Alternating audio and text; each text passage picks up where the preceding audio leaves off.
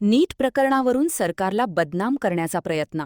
जनतेने अशा अजेंडाला बळी पडू नये. आमदार सदाभाऊ खोत. नीट परीक्षेतील गैरप्रकार समोर आल्यानंतर केंद्र सरकारने तत्काळ परीक्षा पुन्हा घेण्याचा निर्णय घेतला. नव्याने परीक्षा पार पडली असून विद्यार्थ्यांकडून कोणत्याही प्रकारच्या तक्रारी नसल्याचा दावा विधान परिषद आमदार सदाभाऊ खोत यांनी केला. सोनम वांगचुक यांच्या उपोषणाबाबत बोलताना खोत म्हणाले की त्यांची प्रकृती खालावत असल्याने न्यायालयाच्या निर्णयानुसार केंद्र सरकारने त्यांना रुग्णालयात दाखल केले. त्यांच्या आरोग्याला प्राधान्य देत सरकारने योग्य निर्णय घेतला आहे. नीट घोटाळ्याप्रकरणी केंद्रीय अन्वेषण विभाग सीबीआय सखोल तपास करत असून अनेक आरोपींना अटक करण्यात आली आहे. तपास गतिमान पद्धतीने सुरू असताना विरोधकांकडून केवळ मंत्र्यांच्या राजीनाम्याची मागणी केली जात असून आंदोलनाच्या माध्यमातून पंतप्रधान आणि केंद्र सरकारला लक्ष्य केले जात असल्याचा आरोपही त्यांनी केला. काँग्रेस प्रणित इंडिया आघाडी देशात सरकारविरोधी वातावरण निर्माण करण्याचा प्रयत्न करत असून आंदोलनाच्या आडून केंद्र सरकारला बदनाम करण्याचा अजेंडा राबवला जात आहे. मात्र देशातील जनता अशा प्रयत्नांना बळी पडणार नाही असा विश्वास आमदार सदाभाऊ खोत यांनी व्यक्त केला. पाहूया ती काय म्हणतात.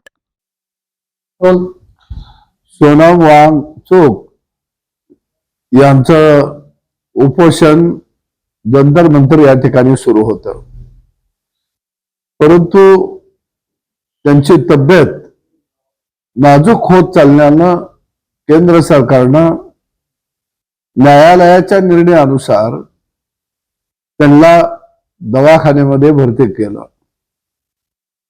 निश्चितच त्यांची तब्येत सगळ्यात पहिल्यांदा महत्वाची आहे आणि केंद्र सरकारनं उचललेलं पाऊल हे निश्चितपणाने योग्य आहे.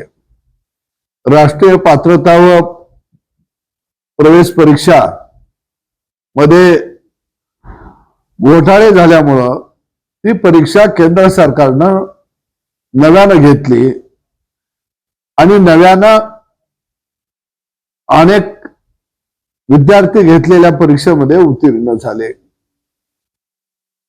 जे विद्यार्थी परीक्षेला बसलेले होते त्यांची आजच्या मितीला कुठेही कोणत्याही प्रकारची तक्रार नाही आहे, परंतु या देशामध्ये अराजकता माजावी या दृष्टिकोनातून काही लोक कामाला लागल्याचे यातून स्पष्ट होत आहे. राष्ट्रीय इंडिया आघाडी जी आहे काँग्रेस प्रणित, या आघाडीला एनकेन सरकारच्या विरोधामध्ये रोष कसा देशामध्ये निर्माण होईल या दृष्टीनं ते सातत्यानं प्रयत्न करत आहेत.